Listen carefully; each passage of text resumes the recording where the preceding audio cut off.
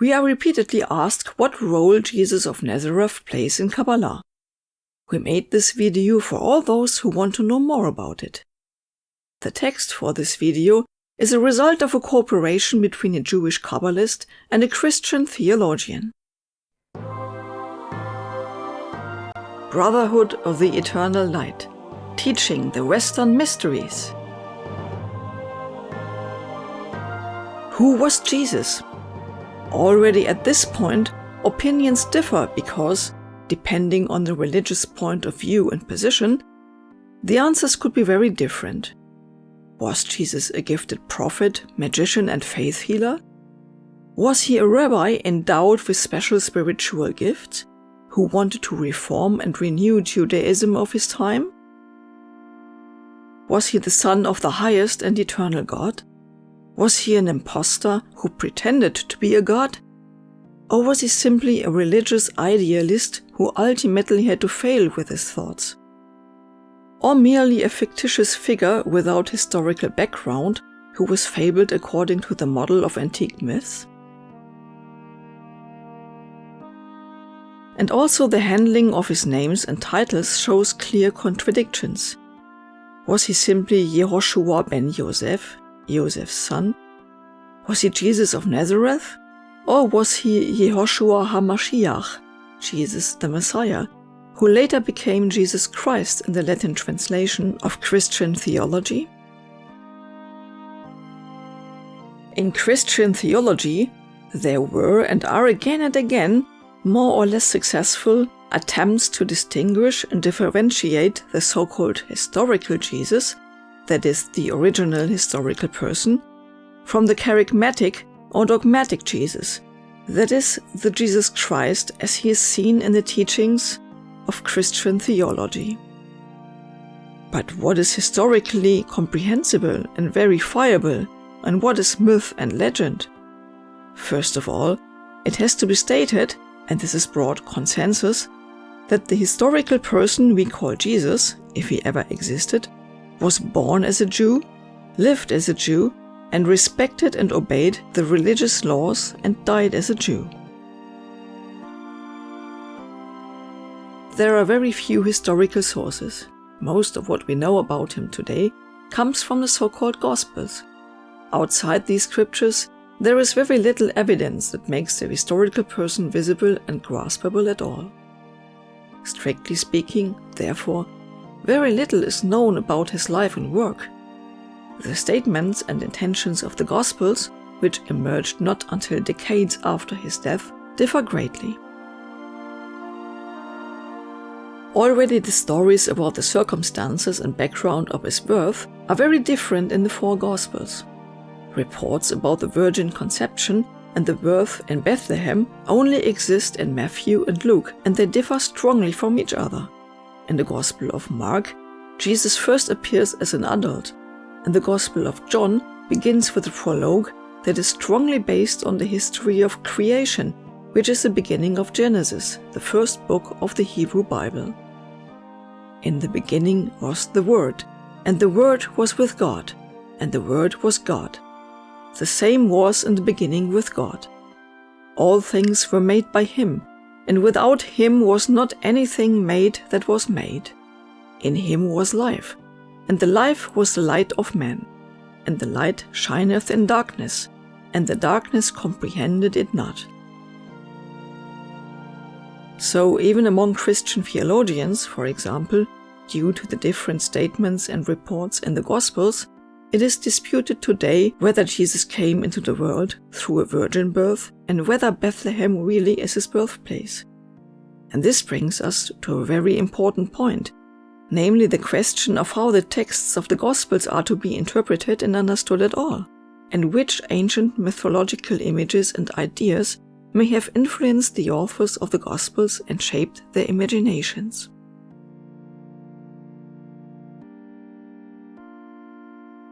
The levels of interpretation of the Bible. In Boel, according to the tradition of the Qabbalah, we do not understand the tales of the Torah, that is, the 5 books of Moses, as worldly and historical stories.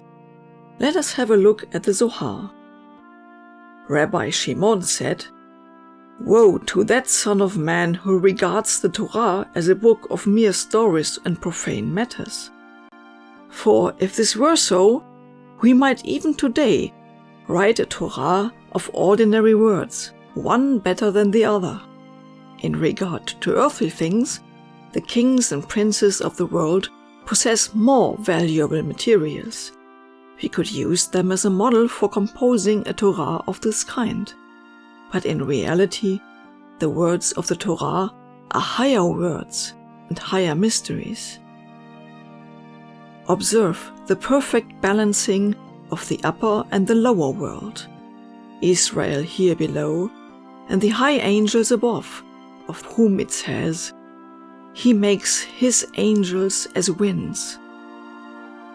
For the angels, in descending on earth, put on themselves earthly garments, as otherwise they could not stay in this world, nor could the world endure them. Now, if thus it is with the angels, how much more so must it be with the Torah that created them, that created all the worlds, and is a means by which these are sustained. Thus, had the Torah not clothed herself in garments of this world, the world could not endure it. The stories of the Torah are thus only her outer garments, and whoever looks upon that garment as being the Torah itself, woe to that man.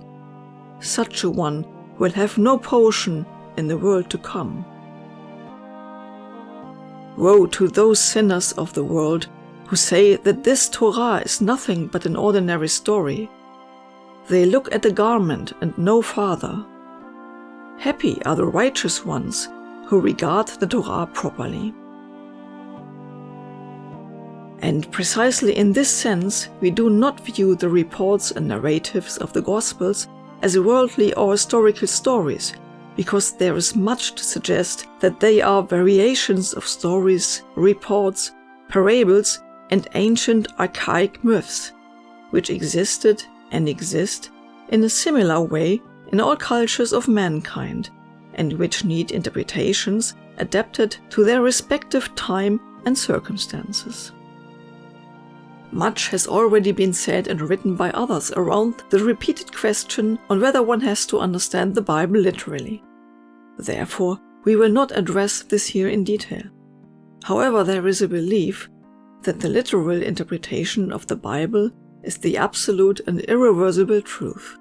We are aware of this problem and of the understanding of those who are firmly convinced that everybody is obsessed by the devil who does not take the Bible literally and does not consider it in the verbatim way as an absolute and irreversible truth, including many Christian ministers and theologians who, according to this point of view, seemingly turned apostate anyway in the first place.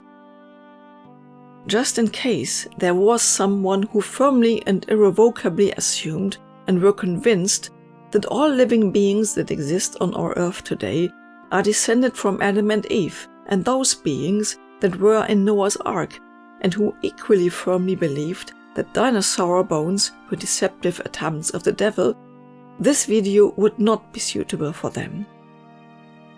If you are not of the opinion just described, but rather think that you want and should use your God-given mind in matters of faith, and that you are also allowed to do so, then stick with it and find out how we understand and interpret the biblical texts and what ideas are important to us in the Kabbalah.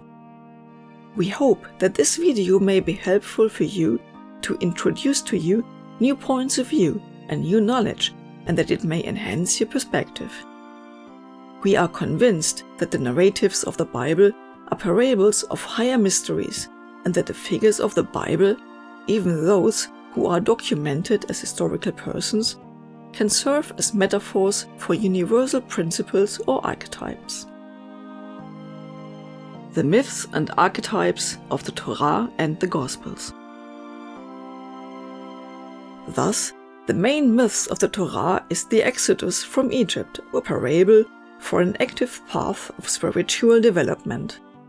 For our reflection, it does not necessarily matter whether the Exodus took place historically as it is described in the second book of Moses.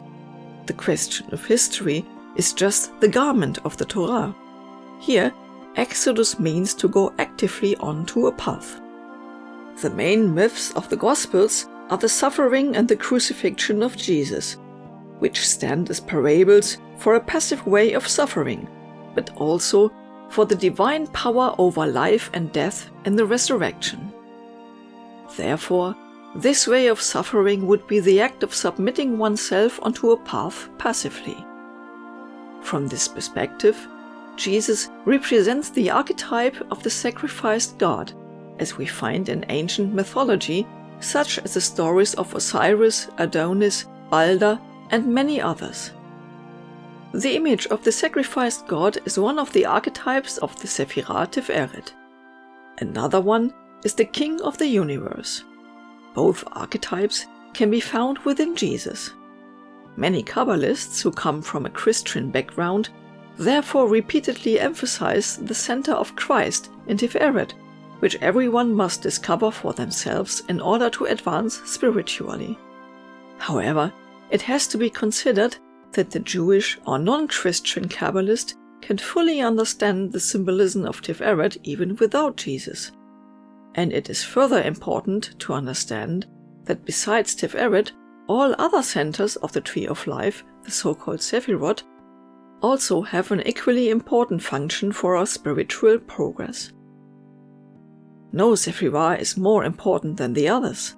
None should remain underdeveloped or be overemphasized. We also find the archetype of the sacrificed God in the tarot. It is identical with the hanged man. From all that has been said, then, we can clearly see that the described image of the sacrificed God is a manifestation of many higher principles. In addition, Jesus also embodies more and other archetypal aspects, such as the aforementioned divine king. In Christian religious practice, there is a strong focus towards the passive devotion to suffering. This aspect is expressed in the crucifix and given special consideration on Good Friday. So the Christian path remains mostly passive and is not actively continued, as the believer should accept everything as given. Closely connected to this is the idea of sacrifice. In the Christian myth, Jesus on the cross took all guilt and carried it. Therefore, the sins are forgiven and God is reconciled. So, many Christians remain in a spiritual sense passive, and only few make the step into spiritual activity and come into active spiritual development. This would also mean that a Christianity that is dominated by dogma and practiced dogmatically may not be able to go beyond the sphere of Tiferet. Easter. The divine king appears in the contemplation of the risen one, which is expressed in the celebration of Easter. Through God's power, Jesus has conquered death in the Christian myth. Active Christian faith could thus show itself in the overcoming of suffering and death and the conscious devotion to life. Thus, the transformation as we find it also described in the tarot. Therefore, action should find expression in the use of the intellect, the conscious devotion to human beings, and the will to serve the divine. From a spiritual point of view, all these aspects should occur in Christian faith practice. Unfortunately, the focus often remains on the suffering, the cross, and the passive acceptance, so that the active aspects remain in the background. Christmas.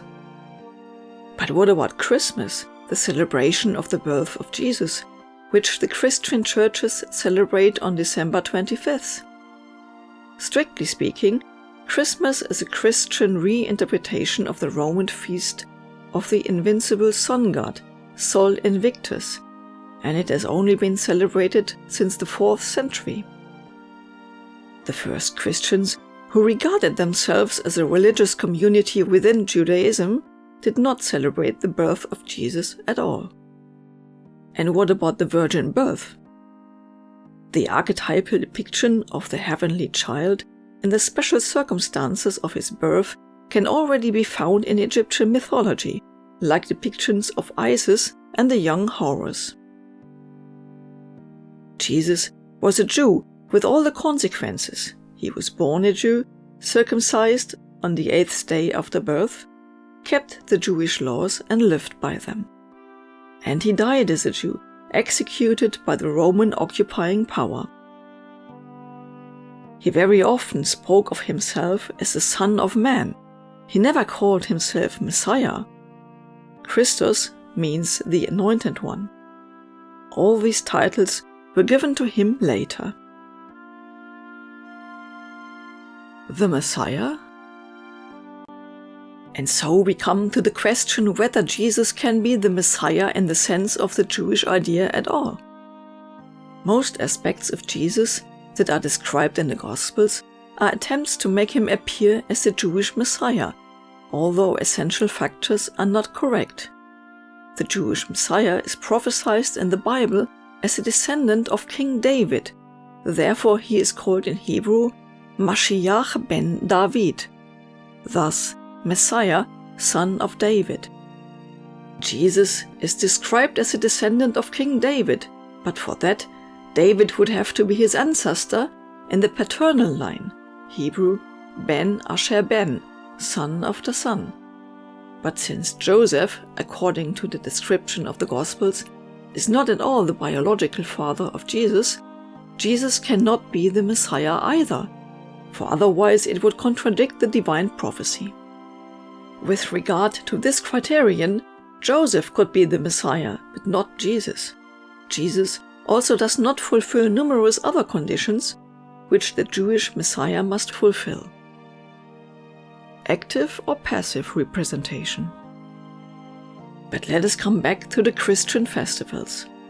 So we can see that the both most important Christian festivals are rather passive, and Jesus is not portrayed there as an active figure. Even at Easter, when one celebrates the resurrection of Jesus from the dead, the events themselves remain very passive, whereas the Jewish Passover, that takes place at the same time, celebrates the active exodus from Egypt. In most Christian churches and places of worship, the cross or the crucifix, which represents the passively suffering Jesus, is one of the central elements. In contrast to this, there are only very few representations which shows the resurrected one. Is that a reason why the Easter bunny and the Easter egg hunt are more present in the consciousness of many people than the resurrected Jesus? The whole Easter symbolism is about a new life. The light, the awakening of nature, and the transformation are in the center, but they are often not integrated into the practical life of faith and transformed into activity. In contrast to Jesus, Osiris is always portrayed as the risen one. In the Egyptian pictures and drawings, there are never images of the murder or suffering of Osiris. Another archetype in which Jesus is depicted is the heavenly child or the special circumstances of his birth. This motive also appears several times in the Hebrew Bible with Isaac, Moses, Samson, Samuel, David, and Solomon, whereby the heavenly child, as long as it is still a child, also remains rather passive. But some of the mentioned persons will be much more active as adults. The iconography of Jesus, like many elements of Jesus as a sacrificed god, originates from the Egyptian Osiris myth, such as Isis and the Horus child, whereby Horus approaches his fate much more actively as an adult. It often becomes clear how different ideas and mythological traditions were brought together in the Gospels. The thought of supernatural conception is also taken from the Osiris, Horus, Isis myth, but as mentioned before, as an adult, he is not as passive as Jesus in his main aspect as a sacrificed god. Let us stay briefly with the Osiris myth. Osiris is sacrificed first, followed by the magical birth, which is no longer possible by natural means because of the sacrifice. So, a logical sequence of two mythological motifs is created that is linked together in terms of content. With Jesus, it is exactly the other way around, whereby the younger Jesus would correspond to Horus and the older Jesus corresponds to Osiris. But this is a theme in its own right and plays a subordinate role in our discussion. Overemphasis on the passive aspect. So, from a Kabbalistic point of view, it is absolutely important not to emphasize the passive aspect so much, but to actively strive for spiritual development and advancement. Passive acceptance is indeed also an important aspect. It is already found in the Hebrew Bible in figures like Jonah or Job, and Jesus is one of many in this list. Nevertheless, a particularly strong emphasis on passive suffering is not desirable. Esoteric Christians see in Jesus a spiritual master, some would say a magician, because according to the story he could heal in the name of God, cast out demons and perform miracles. He saw in God the Father, Abba or Av, of all human beings. Closely examined, the Lord's Prayer is a completely Jewish prayer, which, when we translate the final part into Hebrew, even contains Qabbalistic terms. For thine is the kingdom, and the power, and the glory, forever and ever. Unfortunately, it took quite long until the Jewish aspect in the life of Jesus has been noticed by the institutionalized churches. And also, the anti-Semitic basic attitude, often up to the present time, shows the aberration and, from a spiritual point of view, the wrong understanding of Jesus and what his will and his mission were. Anti-Semitism, hatred, and lack of charity. For there are elements in the Gospels which were explicitly presented in such a way as to devalue Judaism, since the newly emerging Christianity saw itself as a competitor to Judaism, which it wanted to replace. Contemptuous terms, such as Old Testament for the Hebrew Bible, are everyday examples of this. For instance, let us have a look at the traitor in the myth, Judas, who likewise is not a historical figure, but takes motives from the Egyptian Seth. The naming of the traitor as Judas, thus as a Jew, and the accusation of the Jews for the crucifixion, which is not verified outside the Bible, are signs of an anti-Semitic attitude. This is absurd if one considers that even in representations of the Gospels, not the Jews, but the Romans condemned and killed Jesus. Why are the Romans not accused? Because in the 4th century, the Catholic Church was elevated to the status of the Roman state religion, took over the secular and spiritual power of the declining Roman Empire, and chose Rome as its seat. Therefore, anti-Roman allusions were utterly undesirable for the politics of the Church. All the hate-fueling elements associated with the crucifixion myth are religious political propaganda which has to be deeply rejected. And this is even more ironic and at the same time sad, because this hate-fueling propaganda is associated with a symbolic figure that represents the concept of love. Many people believe that Jesus invented the concept of charity. This is absolutely wrong, because it comes from the Jewish Torah. Thou shalt love thy neighbor as thyself, Leviticus, 3rd book of the Torah. Jesus used the scriptural passage for his proclamation and reinterpreted it. By the way, until today the existence of Jesus as a historical figure outside Christian texts is not at all scientifically proven, because there is no text from his time that could certainly prove his existence. There are no independent witnesses. The best are questionable mentions a half or whole century later. Among historians, these mentions are still partly under the suspicion of being manipulated. So, if it is not certain whether Jesus existed at all, then it is nonsense to say that it is certain that the Jews are somehow to blame for his execution. Because under these circumstances, it is not sure whether the execution happened at all. spiritual practice. Now, what role does Jesus play in the practice of the Western mystery tradition?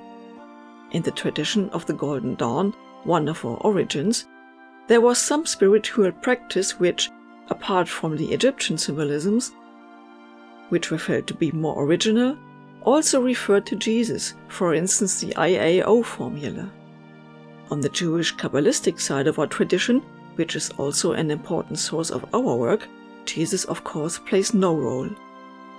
This is, on the one hand, because he plays no role in Judaism, and on the other hand, because of the anti-Semitic hate elements of the Christian church history, which simply cannot be separated from the traditional Jesus myth in the form of the Gospels. Because of the strong emphasis on a passive attitude, which may seem right and good for many Christians because they are used to it, we see the Jesus mythology rather critically. This does not mean that there are not also elements in it that can be valuable and helpful. Some good additional thoughts have been handed down from Jesus, and some, like the commandments to love one's neighbor, have not been reinvented by him at all, but are old Jewish beliefs handed down from generation to generation. If someone, through the focus on Jesus, becomes a better, loving, and objectively higher standing person who develops more tolerance for others, then that is good. But if he describes people who follow a different spiritual path as devil worshippers, as it was often done with the Jews, because they obey the fourth commandment and sanctify the Shabbat, then that is something really evil that is done in the name of Jesus, and that would certainly not be in his sense. How do you think about that? Now we ask you, what is your point of view? Can you understand the thoughts in this video? It is quite possible that some people who pretend to acknowledge Jesus as their Lord and Savior will write hate commentaries under this video. They are probably the same ones who also try to missionize Jews and deny faith to reasonable and tolerant Christians. If they were at least authentic, they would react with love and turn the other cheek. We are not saying that they have to do this, but if they want to seriously follow the example of Jesus, then they should. After all, Jesus proclaimed love for one's neighbor and enemy and called everyone to do the same. But perhaps these Christians should first inform themselves about the Jewish background of Jesus and realize that the words of his Sermon on the Mount were addressed to Jewish people to whom he wanted to make it clear that turning the other cheek, he also mentions other examples, had nothing to do with passivity and weakness, but with a strong attitude towards the other person, who continues to wrong himself with further blows. Anyone who claims love, tolerance and acceptance for himself should also accept this for others, because what you do not want others to do unto you, do not do unto others either. After all, this so-called golden rule is the ethical principle for Judaism and Christianity and is biblically well documented. If you have followed us up to this point, then you will now recognize that we certainly appreciate the figure of Jesus, insofar as he distinguishes himself through his ethical life and actions and his work as a healer and magician. You will find that tolerant and reasonable people with a Christian background can find a home here. But the dogmatic and charismatic Jesus of the Christian churches and communities cannot find a place in the Qabbalah. Nor must Qabbalah itself be used to lead people of the Jewish faith to Christianity and thus demonstrate the alleged Christian superiority, just as it was tried again and again with half-truths in earlier times. This is not the Qabbalah that we want and that is taught here. All serious seekers are very welcome here. We welcome all seekers who want to go a Western way, no matter if Jews, Christians, Muslims, neo-pagans or any other faith, or people without denomination. Every now and then, we even have participants who originally come from an Eastern path and want to get to know the Western path. The Brotherhood of the Eternal Light, Boel, is close to liberal Judaism and open to all seekers on the path of light. In our courses, we have many participants who have grown up with Christian influences, including those who see themselves as practicing Christians and want to know more about Qabbalah. Among our students and members are also Christian theologians. There are also people in our ranks who grew up in Islam or other religions, as well as those who do not confess to any religion. In religious questions, we therefore treat all people with respect, tolerance, and stand for the variety of religious imprints that a person brings with him in order to develop spiritually. But we cannot expect this openness and tolerance from fundamentalist and radical Christians. Therefore, we would like to point out here emphatically that there are numerous Christian groups that have set themselves the goal of converting Jews to Christianity, especially because they firmly believe that Jesus will return when all Jews have converted to Christianity. And some of these groups try to proceed by skillful deception, appearing to be Jewish groups. For example, they call themselves Messianic Jews, referring to Jesus.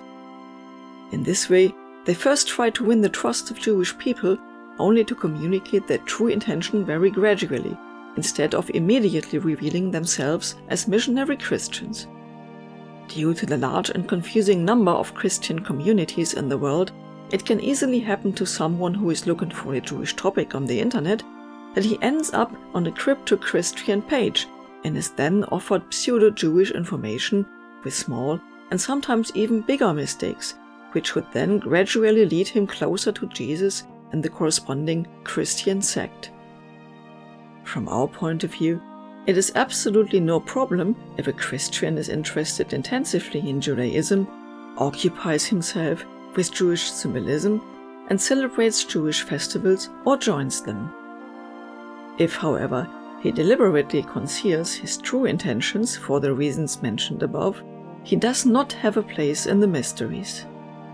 That is why we warn our students and all Kabbalah-interested people urgently against such practices. Also, the Christian theologians in our ranks can only shake their heads about such practices and explicitly distance themselves from them. Many people, although not being Christians, are confronted with church dogmas and the church's exclusive claim of beatification. Or zealous Christians actively try to missionize them. This is, as already said, in our eyes reprehensible and to be condemned. Jesus in the Qabbalah. Now you have got to know our positions and views. You know what we stand for and what our opinions are and what we vehemently reject and condemn. Perhaps someone who does not like some critical aspects of this video might point out that there are problematic views in other religions as well. This may be so, but that is not what this video is about. This video is about a critical examination of Jesus and his role in Qabbalah. Why this topic? Because we are asked about it again and again. So far, nobody has asked us yet what role Buddha or Muhammad play in Qabbalah. So far, nobody on this channel has asked about Moses, or maybe about the Jewish concept of the Messiah, which would make a lot of sense. And maybe we would even make a video about it. This video was not about all that, but about Jesus from a Kabbalistic point of view. We are happy to receive any constructive comments from anyone who is willing to seriously engage himself in the thoughts of this video and, if necessary, take appropriate steps. Even for Christians, the dogma of the Church is not necessarily the answer to everything. As a Catholic theologian, Alfred Loisy once said, Jésus annonçait le royaume, et c'est l'Église qui est venue. Or in English, Jesus announced the kingdom of God, and the Church came. In summary, it can be stated that one can understand and practice Judaism, and thus also the Jewish Qabbalah, without needing Jesus for it. But one cannot really understand Jesus without understanding the Judaism in which he lived and to which he felt connected. In this sense, access to Qabbalah is an important key to an esoteric understanding of Christianity. If the inner connection to Jesus is important to you, the Qabbalah can give you a better understanding of how to deal with it wisely. Those who do not feel connected to Christianity may just as well be wise Qabbalists without reference to Jesus. Finally, we would like to tell you an anecdote by Martin Buber, who is said to have suggested to Christians with a wink, "We are all waiting for the Messiah. You believe that he has already come, has left, and will come back again someday. I believe that he has not come yet, but that he will come sometime. That is why I make you a proposal. Let us wait together. When he will come, we will simply ask him, 'Have you been here before?' And then I hope to stand very close to him, to whisper in his ear, 'Please do not answer.'" Thank you for watching this video. If you enjoyed it, please give us a like and don't forget to subscribe to our channel. Please also activate the alerts if you wish to be notified of new releases. See you!